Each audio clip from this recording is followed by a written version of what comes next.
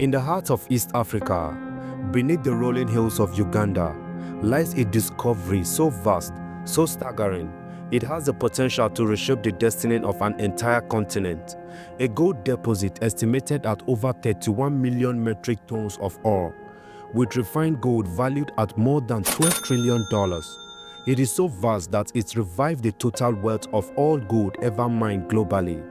This is not just a mineral discovery, it is a cosmic correction, a chance to rewrite the African story. In 2022, after extensive geological survey, Uganda Ministry of Energy and Mineral Development confirmed what could have been one of the largest gold discoveries in modern history. The government quickly moved to license mining operation, with Chinese firm Wagagai Limited investing over $200 million to build a state-of-the-art gold refinery. To put this in perspective, the total value of gold ever mined globally is estimated at around $12 trillion. But the present Ugandan gold discovery could revive that.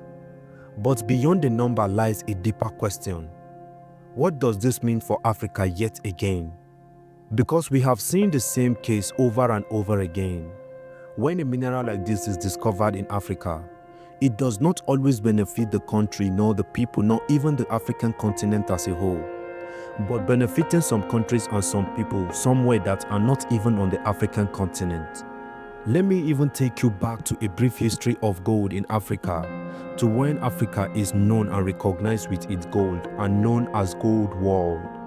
In the ancient heart of Africa, long before borders were drawn and flags were planted, gold flowed like a sacred river, nourishing empires, adoring kings, and anchoring civilizations.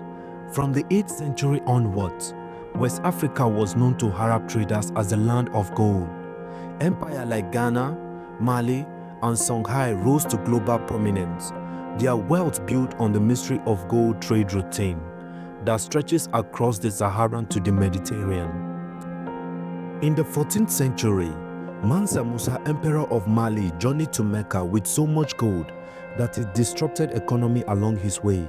His pilgrimage was not just a display of wealth, it was a declaration that Africa is tremendously rich in culture and sovereign.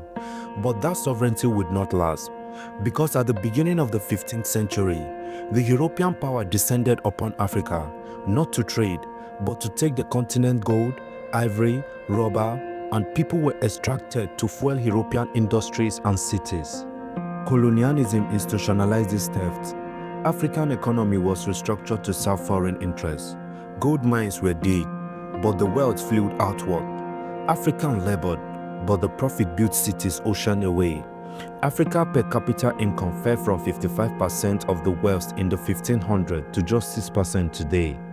But Uganda is a country that is very rich in natural resources, but has long battled a cruel paradox, having abundant wealth beneath the soil and a persistent poverty above it. Despite copper, cobalt, oil, and fertile land, over 30% of Ugandans live below the poverty line. Corruption, inequality, and foreign control have sealed progress. Generations have grown up with a promise in the ground but little in their hands. Not only Uganda, Africa has long been rich in natural resources, but poor in returns. Raw materials are often exported, refined abroad, and sold back at a premium. But Ugandan President Yoweri Museveni has drawn a line in the sand. He called the export of raw gold criminal, urging for local refining and valued addiction. It is criminal for anybody to continue arguing for the continued export of raw materials in Africa when there is 90% more value in that product that you are giving to the outsiders. This alone could bring thousands of new jobs in mining, refining, and logistics, infrastructure development in rural regions, increased revenue for public service like education and healthcare, a blueprint for other African nations to follow. But with great wealth come great risks. Corruption, environmental degradation, and foreign exploitation loom large.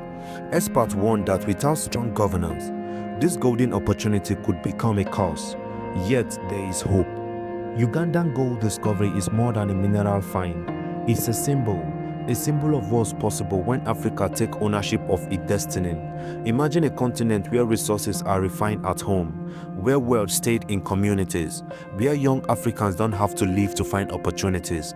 They build it right where they are. This is not just Uganda's moment, it's Africa's. The ground has spoken. Now it's time to listen and act. If managed with vision and integrity, this gold can break the cycle of poverty, restore dignity, and ignite a renaissance not just for Uganda, but for all of Africa.